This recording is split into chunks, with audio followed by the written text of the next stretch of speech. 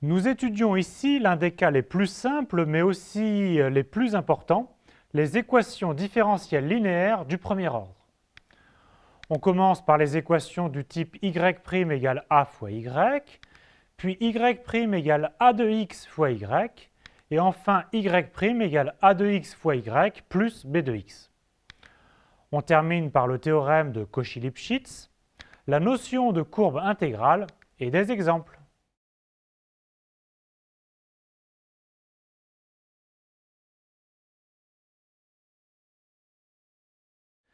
Une équation différentielle linéaire du premier ordre est une équation du type y' égale à a de x fois y plus b de x, où a et b sont des fonctions, et on se place ici sur un intervalle ouvert i includant r. Dans la suite, on supposera que a et b sont des fonctions continues sur l'intervalle i. On peut envisager la forme alpha de x, y' plus bêta de x, y égale gamma de x. Et on demandera alors à ce que alpha de x soit non nul pour tout x dans l'intervalle i. La division par alpha permet de retrouver la forme précédente. Voici le plan de cette vidéo.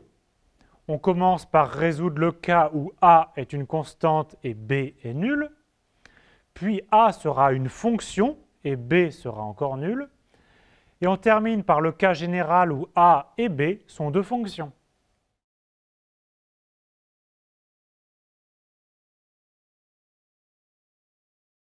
Soit a une constante réelle quelconque et considérons l'équation différentielle y' égale à a fois y. Les solutions de cette équation sont les fonctions y définies par y de x égale à k fois exponentielle ax, où le a est la constante de l'équation différentielle.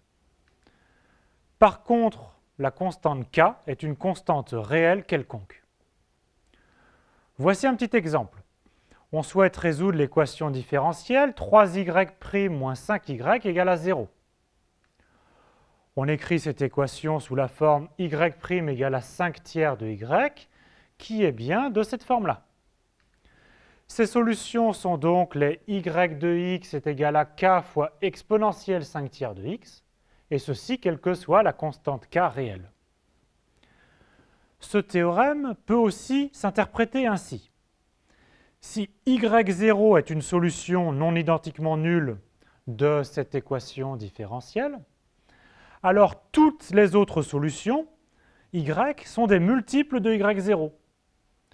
En termes plus savants, l'ensemble des solutions forme un espace vectoriel de dimension 1, c'est-à-dire une droite vectorielle. Ce résultat est fondamental. Il est tout aussi fondamental de comprendre d'où vient cette formule, via une preuve rapide mais pas tout à fait rigoureuse.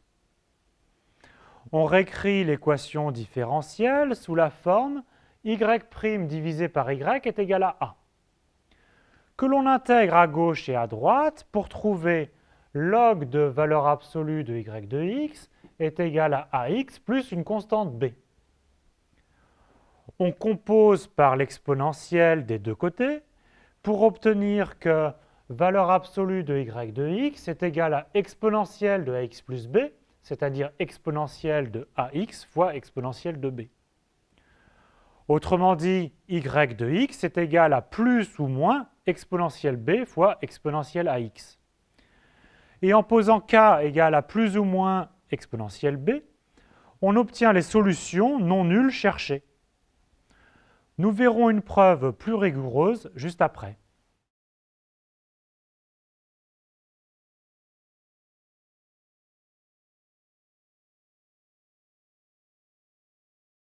L'équation différentielle y' égale à a fois y admet donc une infinité de solutions.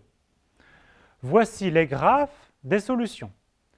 Par exemple, ici à gauche, a est fixé et est positif, et chaque valeur de k fournit une solution.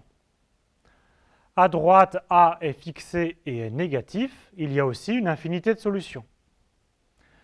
La constante k peut être nulle, et dans ce cas, on obtient la solution nulle.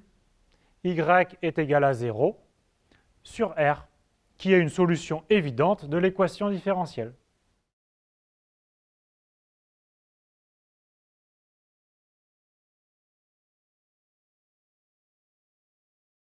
On passe à la preuve du théorème que l'on vient de voir. Les solutions y' égale à a fois y sont les fonctions y définies par y de x est égal à k fois exponentielle de ax. Et voici la démonstration rigoureuse. Tout d'abord, il est facile de vérifier que les fonctions proposées sont bien solutions. En effet, pour y de x est égal à k exponentielle de ax, on a y' de x qui est égal à a fois k exponentielle de ax, qui est bien de la forme a y de x. Montrons maintenant qu'il n'y a pas d'autre solution. On part de y, une solution quelconque de notre équation y' égale à a fois y, et on introduit une nouvelle fonction z qui est définie par z de x est égal à y de x fois exponentielle moins ax. Et on va montrer que z est une fonction constante. Par la formule de dérivation d'un produit, qu'est-ce que c'est que z' de x? C'est y' exponentielle moins ax plus y de x fois moins a exponentielle moins ax. On peut mettre en facteur, c'est égal à exponentielle moins ax, facteur de y' de x moins a y de x. Mais, par hypothèse, y est une solution de notre équation différentielle. Donc, y' de x moins a de y de x est toujours nul. Ce qui signifie que z' de x est égal à 0 pour tout x. Autrement dit, z est une fonction constante sur R. Ainsi, il existe une constante qu'on appelle petit k, telle que z de x égale à petit k pour tout x dans R. Maintenant, z de x est égal à k et on revient à y. y de x fois exponentielle moins ax est donc égal à k. C'est exactement dire que y de x est égal à k fois exponentielle de ax. Une solution quelconque est bien de la forme annoncée et on a fini la preuve.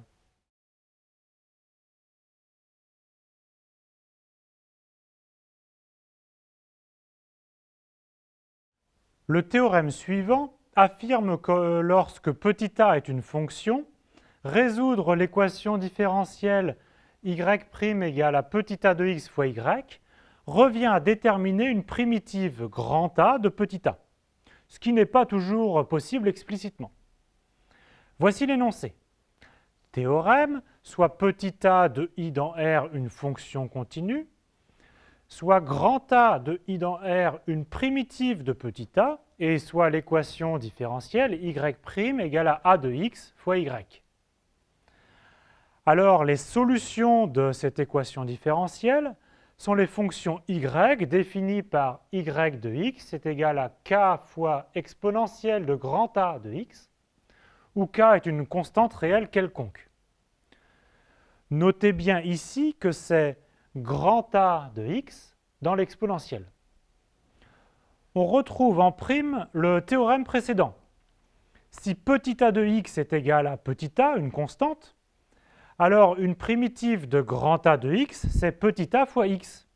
Et on obtient bien les solutions y est égal à k fois exponentielle petit a fois x du théorème précédent.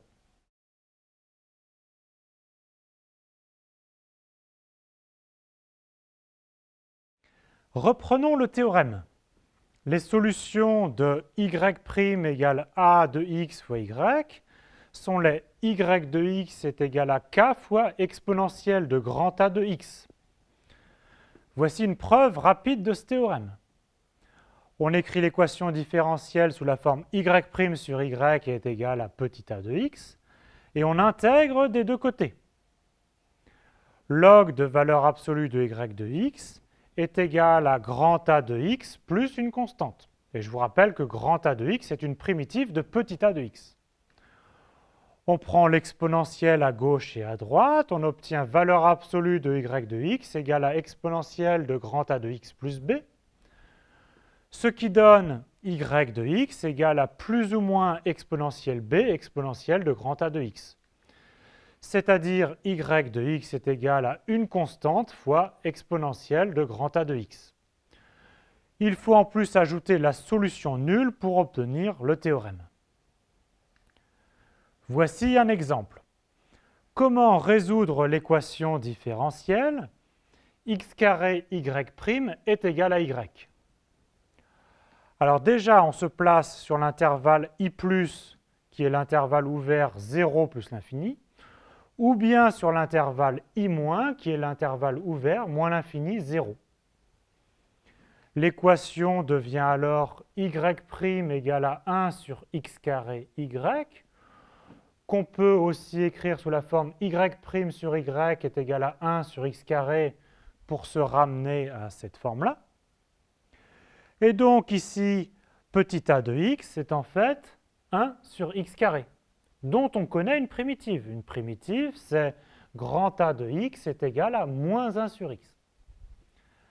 Ainsi, par le théorème, les solutions cherchées sont les y de x est égal à k exponentielle de grand A de x, c'est-à-dire k exponentielle de moins 1 sur x, et k est une constante réelle.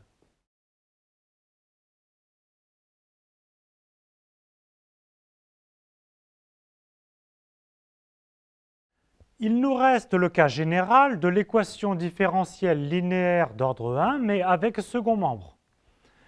y' égale à a de x fois y plus b de x, où a et b sont des fonctions continues. Alors on appelle cette équation E, et on aura besoin de l'équation homogène associée y' égale à a de x fois y, équation que l'on appelle E0. Alors, il n'y a pas de nouvelle formule à apprendre pour ce cas. Il suffit d'appliquer le principe de superposition.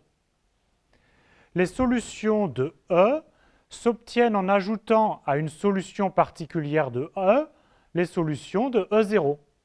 Ce qui donne, proposition, si y0 est une solution de E, alors les solutions de E sont les fonctions y définies par y de x est égal à y0 de x plus k fois exponentielle de grand A de x, où grand A de x est toujours une primitive de petit a de x. La recherche de la solution générale donc, de notre équation E se réduit donc à la recherche d'une solution particulière. Parfois, ceci se fait en remarquant une solution évidente. Donc, par exemple, l'équation différentielle y' égale à 2xy plus 4x a pour solution particulière la fonction constante y0 de x est égal à moins 2. Donc l'ensemble des solutions pour cette équation sont les y de x est égal à moins 2 plus k fois exponentielle de x carré pour toutes les constantes k réelles.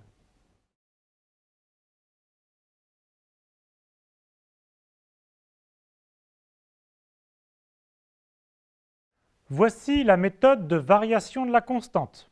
Le nom de cette méthode est paradoxal mais justifié. C'est une méthode générale pour trouver une solution particulière en se ramenant à un calcul de primitive. On souhaite trouver une solution de cette équation grand E, y' égale à a de x, y plus b de x.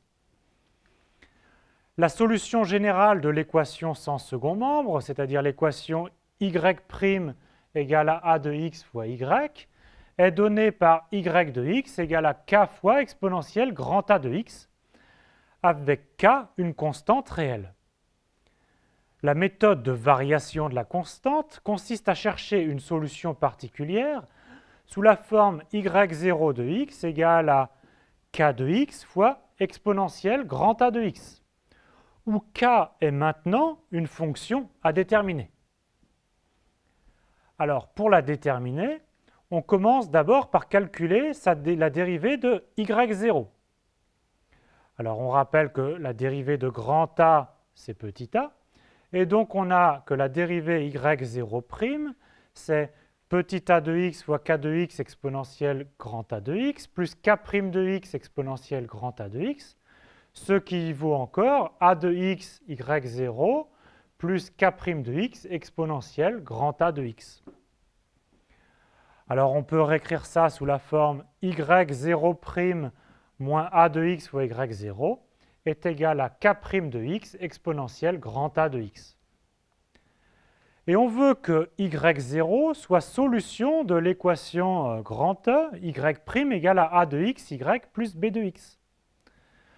Donc y0 est solution de grand E si et seulement si le terme de gauche est b de x, c'est-à-dire k' de x exponentielle grand A de x est égal à b de x.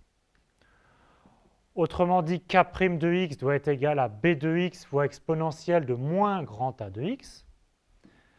Et ce qui équivaut à k de x est égal à primitive de b de x exponentielle de moins grand A de x dx. Ce qui nous donne une solution particulière de notre équation grand E, y0 de x égale à primitive de b de x exponentielle moins grand A de x dx. Tout ça, c'est pour k de x fois exponentielle grand A de x. Et maintenant, la solution générale de grand E est donnée par la somme de notre solution particulière y0 plus k exponentielle grand A de x, les solutions de l'équation sans second membre.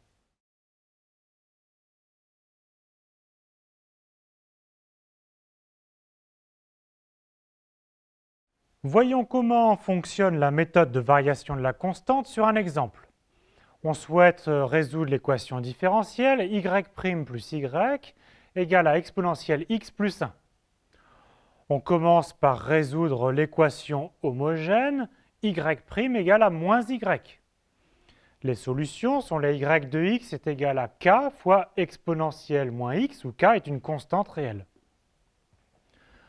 Pour trouver une solution particulière de l'équation avec second membre, on considère y0 de x égale à k de x fois exponentielle moins x, où k est maintenant une fonction.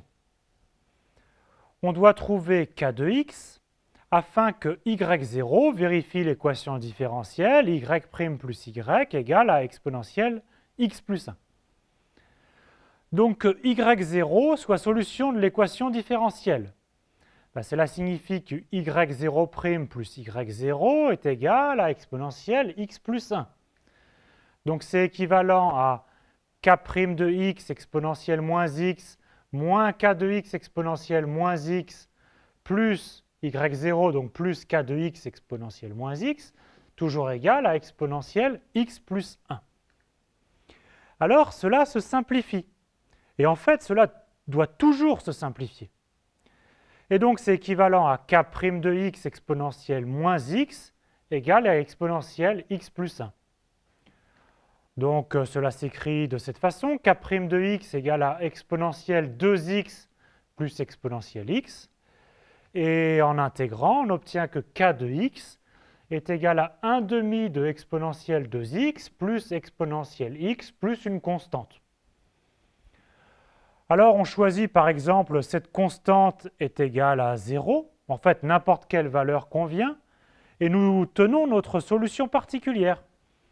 Donc y0 de x, on a dit que c'était k de x fois exponentielle moins x. On vient de calculer k de x, on a dit que c'était donc 1/2 de exponentielle 2x plus exponentielle x. Et donc y0 de x est donc ce k de x fois exponentielle moins x. Ce qui peut se réécrire sous une forme plus simple, 1/2 de exponentielle x plus 1. Alors on a trouvé une solution particulière, et maintenant les solutions générales de notre équation de départ s'obtiennent en additionnant cette solution particulière aux solutions de l'équation homogène. Et donc les solutions générales sont les y de x égale à 1/2 de exponentielle x plus 1, notre solution particulière, plus les solutions de l'équation homogène, k exponentielle moins x, où k est redevenu une constante réelle quelconque.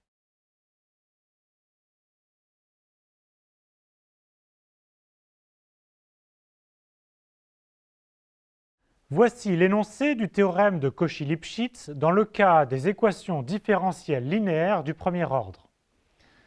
Théorème, soit y' égale à a de xy plus b de x, donc une équation différentielle linéaire du premier ordre, où a et b sont des fonctions continues sur un intervalle ouvert grand I. Alors, quel que soit x0 dans cet intervalle I, et quelle que soit la valeur de y0 dans R, il existe une et une seule solution y, telle que y de x0 soit égal à y0. Il faut comprendre ce théorème ainsi. Cette équation différentielle admet une infinité de solutions. Mais en fixant une condition initiale, alors il existe une unique solution. On a existence et unicité. Nos calculs précédents nous permettent d'écrire explicitement cette solution, même si ce n'est pas très utile. Donc cette solution, c'est y de x qui est l'intégrale de x0 à x de b de t exponentielle de moins grand A de t dt fois exponentielle grand A de x plus y0 exponentielle grand A de x, où grand A est la primitive de petit a s'annulant en x0. Et cette solution vérifie bien que y de x0 est égal à y0.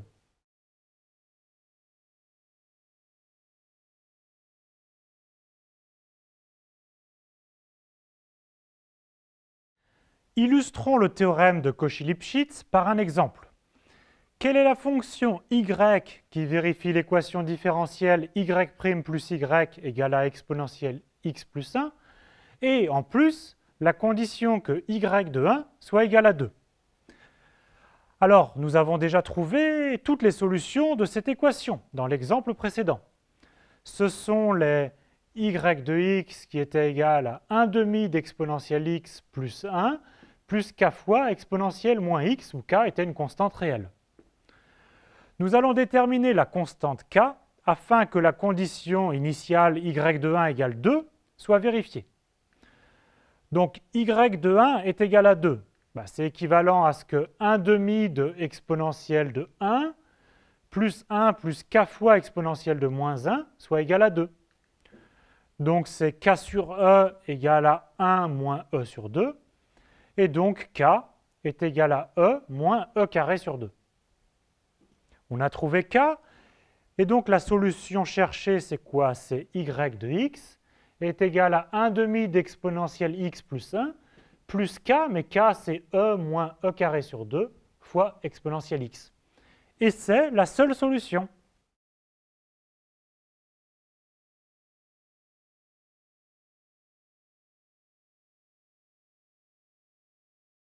Alors il est primordial d'avoir aussi une vision géométrique des solutions.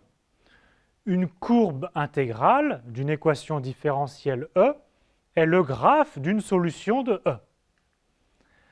Et le théorème de Cauchy-Lipschitz pour les équations différentielles linéaires du premier ordre, donc y' égale à a de x, y plus b de x, se reformule ainsi. Pour chaque point x0, y0 appartenant à I croix R, passe une et une seule courbe intégrale.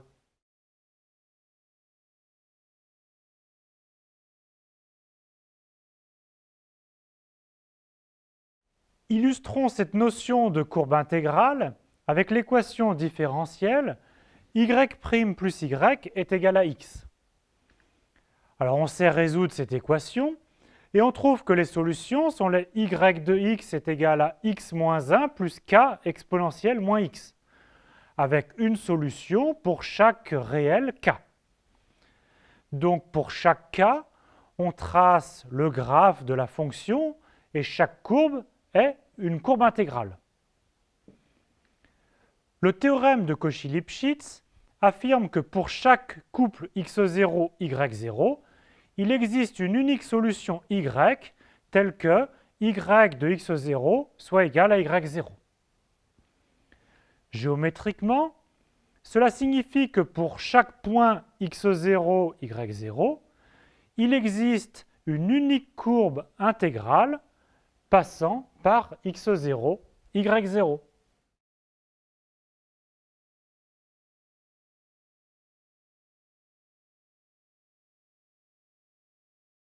On termine par un exemple qui va nous permettre de récapituler plusieurs points de cette section. On va résoudre l'équation différentielle E, x cube y' plus 2 moins 3x carré y est égal à x cube. Alors comme toujours, on commence par l'équation homogène E0, c'est donc x cube y' plus 2 moins 3x carré y est égal à 0. Alors pour x non nul, on a l'équation y' est égale à moins 2 moins 3x carré divisé par x cube fois y. Donc la solution générale s'obtient en trouvant une primitive de moins 2 moins 3x carré sur x cube. Alors c'est une fraction qui se décompose en des termes en 1 sur x carré et en des termes en 1 sur x. Et donc après intégration, on obtient que y de x c'est k exponentielle de 3 log de valeur absolue de x, exponentielle 1 sur x au carré. Autrement dit, c'est k valeur absolue de x au cube, exponentielle 1 sur x au carré.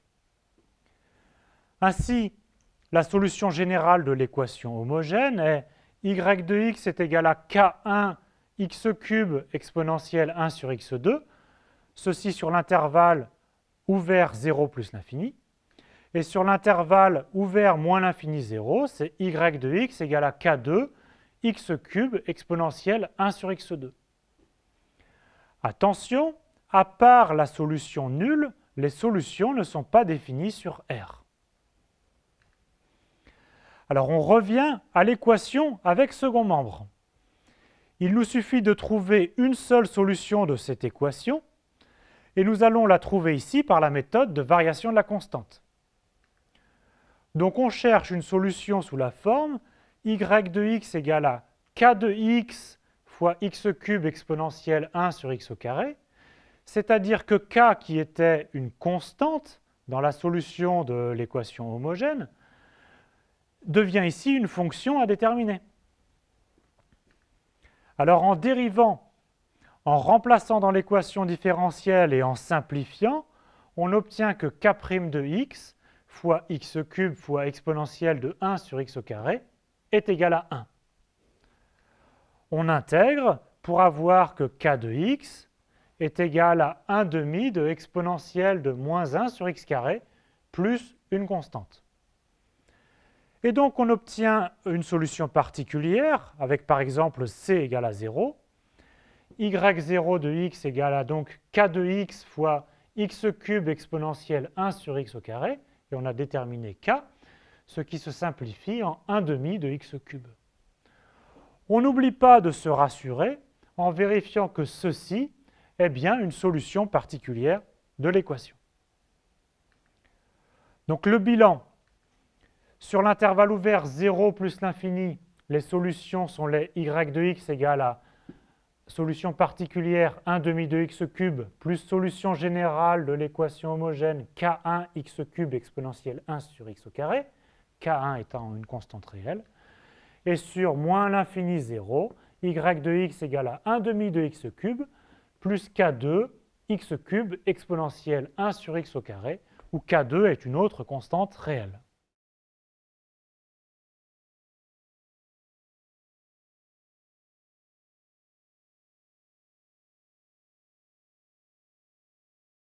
Au travail pour résoudre ces exercices.